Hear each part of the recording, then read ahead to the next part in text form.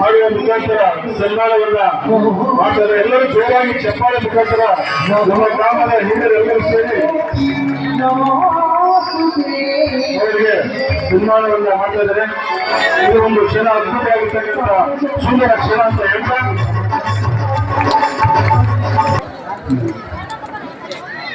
ಅದೇ ರೀತಿಯಾಗಿ ಶ್ರೀ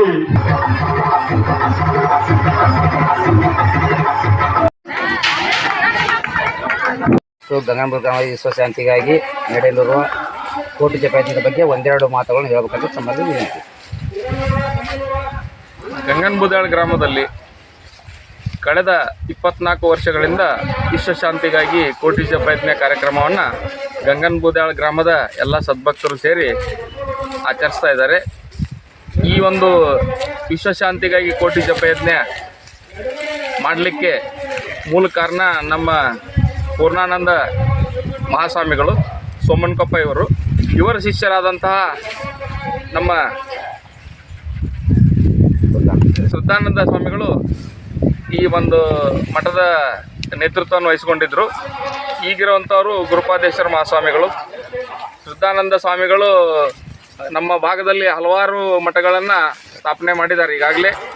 ಅದರಲ್ಲಿ ನಮ್ಮ ಪೂರ್ಣಾನಂದ ಸ್ವಾಮಿಗಳು ಮೂಲ ಏನು ಸ್ವಾಮಿಗಳು ಪೂರ್ಣಾನಂದ ಸ್ವಾಮಿಗಳಿದ್ರಲ್ಲ ಅವರು ನಮ್ಮ ಗಂಗಾನಬೋದಳದಲ್ಲಿದ್ದು ಈ ಒಂದು ಮಠದ ಒಂದು ಇಲ್ಲಿ ಓಡಾಡಿ ಈ ಜಾಗೆಯಲ್ಲಿ ಓಡಾಡಿ ಈ ಮಠದ ಒಂದು ಪಾವಿತ್ರ್ಯವನ್ನು ಹೆಚ್ಚಿಗೆ ಮಾಡಿದ್ದಾರೆ.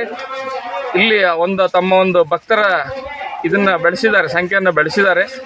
ಆ ಭಕ್ತರು ಇಂದು ಕೂಡ ಆ ಒಂದು ಆಶ್ರಮದ ಏನೊಂದು ಇದು ಇದೆಲ್ಲ ಅದನ್ನೆಲ್ಲ ಮುಂದುವರಿಸ್ಕೊಂಡು ಹೋಗ್ತಾ ಇದ್ದಾರೆ.